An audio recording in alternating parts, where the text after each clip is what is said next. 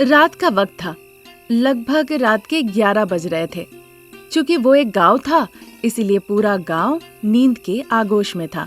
फिर अपर्णा सो रही अनामिका को उठा लेती है और देर किए बिना चारों दिशा वो देखती है और फिर जल्द से जल्द नदी गंगा किनारे उसे लेकर वहां पहुंच जाती है। फिर अनामिका को देखकर वो कहने लगती है, मुझे माफ कर देना। अगर तुमसे छुटकारा ना लूं तो मेरा पारिवारिक जीवन नहीं चलेगा। तुम्हारी फूटी किस्मत कि तुम बेटी होकर मेरे कोख में पैदा ली, इसीलिए मुझे भी क्रूर माँ बनना पड़ रहा है। ऐसा कहकर वो उसे पानी में फेंक देती है। उसके बाद आसपास देखती है और वहाँ से चुपचाप चली आती है। उसने ये नहीं सोचा कि 5 तत्वों का नजर हमेशा हमारे ऊपर रहती है। इसीलिए अनामिका को पानी में फेंकने के बाद भी माँ गंगा उसे पकड़ लेती है और अनामिका पानी में तैरने लगती है। आहा, ये तो बहुत बढ़िया है। ये छोटी बच्ची बहुत प्यारी है। इस पवित्र बच्ची को उसकी माँ ने इस तरह से नदी में कैसे फेंक दिया? पर अब इस बच्ची को मैं किसके हाथों सौंपूं? इस तरह सोचकर वो पानी में आगे बढ़ती जा रही थी। चूंकि अब सुबह हो गया था, इसीलिए नदी किनारे खड़े होकर सुजाता नाम की एक महिला मन्नत मांग रही थी। हे गंगा मैया, आज मैंने 108 बार डुबकी लगाई है। मुझ पर थोड़ी कृपा कीजिए, माँ बनने का सौभाग्य दीजिए। माँ गंगा सुजाता को इस तरह से मन्नत मांगते हुए देखती है तो वो सुजाता के पास आती है। सुजाता, ये लो तुम्हारे 108 बार डुबकी मारने का फल। इतना कहकर वो अनामिका को उसके हाथों में दे देती है। सुजाता खुश होकर उस बच्ची को ले लेती है। सुजाता बहुत खुश हुई और माँ गंगा को प्रणाम की। देखो माँ, इस बच्ची को आज के बाद से किसी भी तरह का पानी से कोई खतरा नहीं होगा। मैं उसे ये मायावी शक्ति देती हूँ। तुम इसका ध्यान रखना और अच्छे से पाल पोस के बड़ा करना। अपनी जान समझ के पालूंगी। विजयी बाबा, आप ही एक नाम बता दीजिए माँ। इस बच्ची का नाम है अनामिका।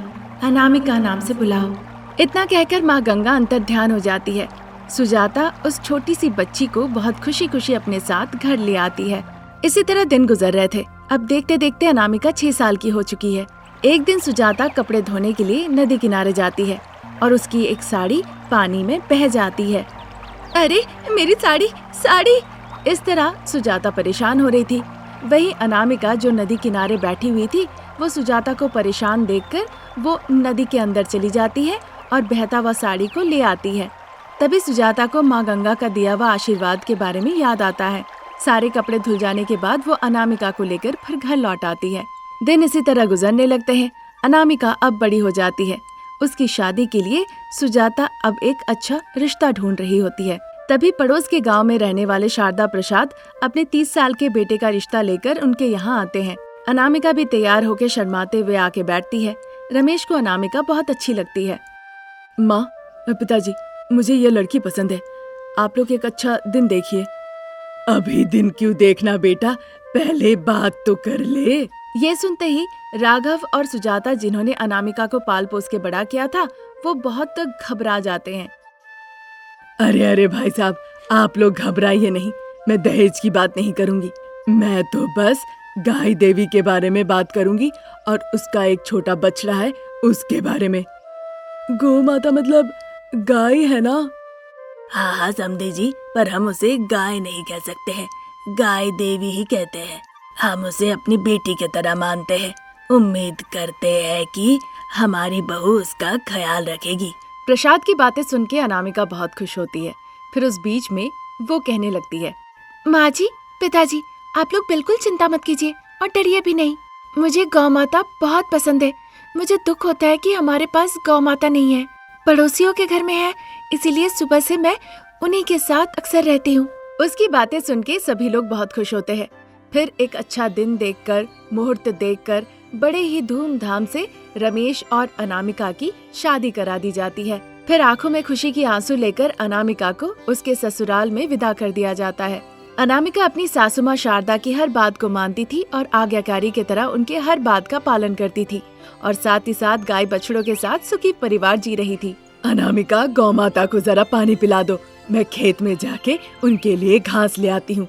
माँ जी, इस तरह दिन भर गौ माता को बांधे रखना ठीक नहीं है। इन्हें भी अपने साथ खेत ले जाना चाहिए। ये थोड़ा वहाँ पे घूमेगी, घास खाएगी बाकी गाय बछड़ों को देखेंगी तो खुश रहेंगी। अनामिका की ये बात सुन के गाय अपना सर हिलाती है और आवाज लगाती है। सास बहू उसके इशारा को समझ जाती है। ठीक है अनामिका, तुम भी चलो, हम अपना खेत भी देखाएंगे। ठीक है माँ जी। इस तरह सास बहू गाय बछड़ों को साथ लेकर घर से निकल जाती है।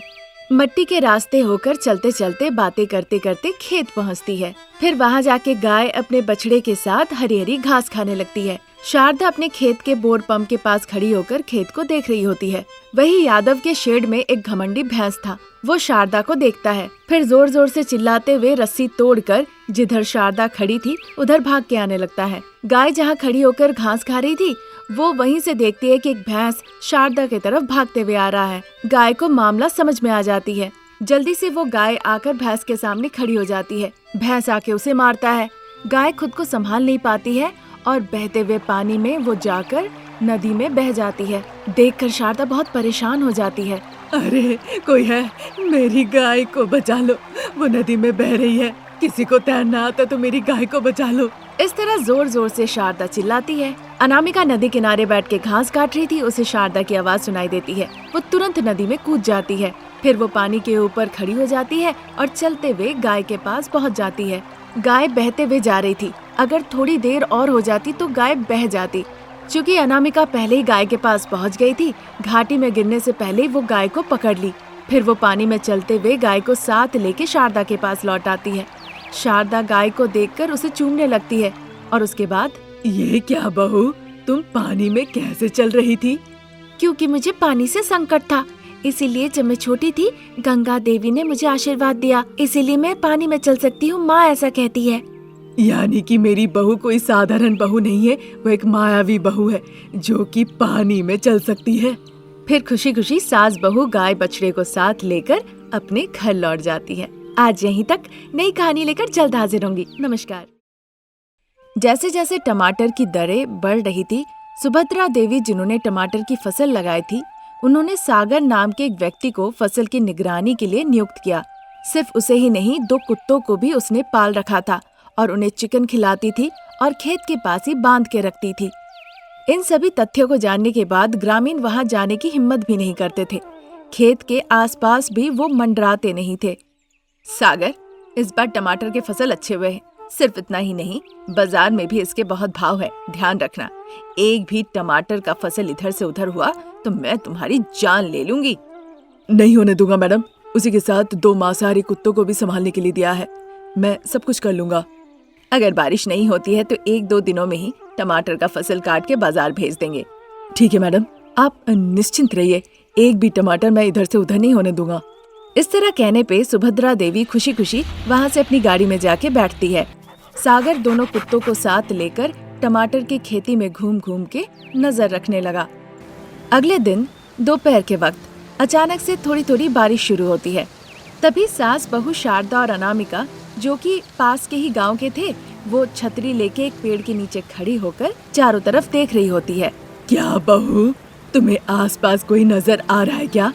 नहीं माँ जी, किसी को तो नहीं देख पा रही हूँ, पर ये टमाटर चोरी करना हमारे लिए जरूरी है क्या? हाँ है बहू, वैसे भी सुमित्रा देवी के पास हमारी एक जमीन है और उस खेत की मालिक तुम हो। जब मैंने कहा कि आप टमाटर हमें दे सकती है क्या, तो टमाटर का भाव बहुत ज्यादा है ऐसा करके उसने कह दिया। टमाटर देना तो उसकी मर्जी है ना, अगर वो देना चाहेंगी तो देंगी, नहीं तो वो नहीं देंगी। टमाटर के भाव बढ़ रहे हैं बोल के उसने घमंड दिखाते हुए हमसे बात की, इसीलिए अब हम टमाटर चोरी करके उन्हें बाजार में बेच के पैसे कमाएंगे। अगर ऐसी बात है माँ जी, तो यही सही समय है। अभी थोड़ी थोड़ी बारिश भी हो रही है, इस तरफ कोई नहीं आएगा, और आएगा भी तो इस बारिश में वो यहाँ रुकेगा नहीं। यही सही समय है, ऐसे वक्त में हम सुभद्रा देवी के खेत से टमाटर चोरी कर सकते हैं। फिर देर किस बात की, चलो। इस तरह से कहकर सास बहू, ताकि बारिश में ना भीगे इसीलिए छतरी लेकर और टमाटर चोरी करने के लिए एक बैग लेकर सुभद्रा देवी के खेत में चली जाती है। पर उन्हें ये नहीं पता था कि सागर नाम का एक व्यक्ति उसी खेत की रखवाली करता है और वहाँ पे वो एक पेड़ के नीचे बैठा हुआ था। वो बैठे बैठे सास बहू को देख रहा था। वहीं पे दोनों कुत्ते भी बैठकर मीट खा रहे थे। बहू, मैं छतरी पकड़ के चारों तरफ देखती हूँ, तुम जल्दी जल्दी नीचे बैठकर टमाटर काटो और सारे टमाटर एक एक करके टोकरी में भर लो। आप भी तो टमाटर की तरह छोटी ही है। क्या कहा तुमने बहू? हाँ माँ जी, मैंने सच कहा। आपकी कद छोटी है, आपको बस थोड़ी दूर के ही इंसान दिखेंगे। इस वजह से हो सकता है कि यहाँ पे कोई आके हमें पकड़ ले। फिर आप ही बताइए क्या होगा हमारा। ये बात सुन के शारदा बहुत ज्यादा डर जाती है। फिर वो मन ही मन सोचने लगती है, अनामिका ने बिल्कुल सही कहा है। अगर किसी ने देख लिया तो अनामिका के पीछे लोग पड़ेंगे। मैं तो चुपके से निकल जाऊंगी। ये सब सोचने के बाद शारदा कहने लगती है, हाँ बहू, तुम तो बिल्कुल करंट के पोल के तरह हो। तुम दूर तक लोगों को देख सकती हो। इस तरह कह के वो अनामिका को छतरी दे देती है। अनामिका छतरी पकड़ के चारों तरफ देखने लगती है। शारदा नीचे बैठकर टमाटर काटती है और उसे टोकरी में रखने लगती है। सागर जो पेड़ के पास था, उसने इस सास बहू को चोरी करते हुए देखा तो एक जोर से विसल बजाया। वैसे ही कुत्ते जो मीट खा रहे थे वो अपना सर उठा के चारों तरफ देखने लगे। फिर सागर दूसरा विसल बजाता है। विसल सुनते ही दोनों कुत्ते उठ के अटैक करने के लिए रेडी हो जाते हैं। दो दो विसल सुन के अनामिका चारों तरफ देखने लगती है, पर उसे कोई नहीं दिखता। कौन है बहू? कोई भी तो नहीं है माँ जी। ध्यान रखना बहू, ये हमारा गांव नहीं है, ऊपर से हमें कोई जानता भी नहीं। इसीलिए तो माँ जी हम इस गांव में आए हैं, इस गांव से टमाटर चोरी करके ले जाने के लिए। अब अभी जल्दी जल्दी टमाटर काटिए ना। ऐसा कहकर शारदा जल्दी जल्दी टमाटर काट के टोकरी में रखने लगती है। फिर थोड़ी देर के बाद सागर जो रखवाली करता था वो टमाटर के खेत में आता है। अनामिका उसे देखती है। माँ जी, खेत के मालिक को हमारी चोरी के बारे में पता चल गया है, हमें भागना होगा। भागिए माँ जी, जल्दी भागिए। इतना कह के अनामिका छतरी बंद करती है और उसे लेके वहाँ से भागने लगती है। सासू माँ शारदा टमाटर के झोले को कंधे पे चढ़ा लेती है और दूसरी तरफ भागने लगती है। चाहे तुम कितना भी भाग लो, पर इन कुत्तों से तुम लोग नहीं भाग सकती। अगर मैं पकड़ता हूँ तो तुम्हें पैसे देने होंगे, और अगर मेरे कुत्ते पकड़ लिए तो फिर तो तुम लोग गए। इस तरह से सोचते हुए वो एक बार फिर से विसल बजाता है। इसी के साथ कुत्ते दौड़ते हुए आते हैं। अब चूंकि कुत्ते बहुत तेज और मजबूत थे, इसीलिए अनामिका उन्हें देखकर और जोर से भागने लगती है। हे भगवान, यहाँ टमाटर के साथ साथ कुत्ते भी बड़े हो रहे हैं। अगर हम पकड़े गए तो हमारी क्या हालत होगी। ये कुत्ते मुझे काट के तो छड़ी बना देंगे। पता नहीं कहाँ कहाँ और कैसे काटेंगे। मुझे तो सोच के ही डर लग रहा है। फिर सासू माँ क्या करेगी, उनका क्या होगा, मुझे कुछ समझ नहीं आ रहा है। इस तरह सोचते हुए अनामिका भाग रही थी। अब शारदा मोटी थी, ऊपर से टमाटर उठा रखी थी, इसीलिए वो ठीक से भाग नहीं पा रही थी। घबराहट के कारण वो वहीं रुक गई। कुत्ते तूफान की तरह तीव्र गति से आकर उस पर चिल्लाने लगे। ये सब देखकर शारदा बहुत ज्यादा डर गई। उसके पैर हल्के हल्के कांपने लगे। फिर उसी डर से फसल की देखभाल करने के लिए कुत्ते पाल के रखेंगे, ये नहीं पता था। पता नहीं अब यहाँ पे क्या होगा। इन्हें यहाँ पे मुझ पे इस तरह से भौंकने से तो बेहतर था कि मैं किसी कुएं में जाके डूब मरती और अपनी जान दे देती।